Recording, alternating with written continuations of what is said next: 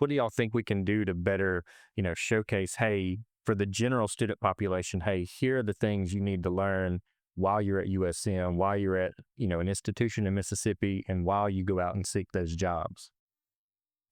I mean, I think it's about experimentation. And if I think about through lots of different disciplines, right? As a scientist, you're experimenting. I'm a creative artist. I'm experimenting with things to see how they work. The same thing in any sort of writing process. It is a little bit of trial and error and experimentation, editing.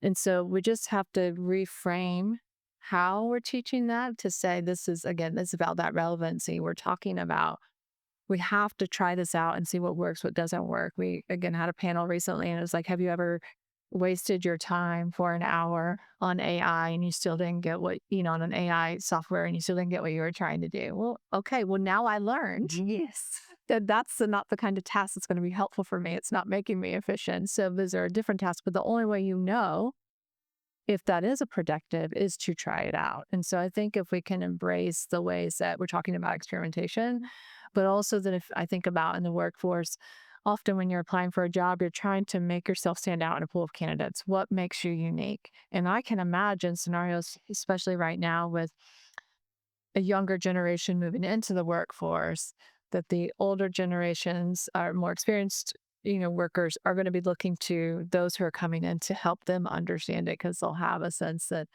they can teach me, Yes. right?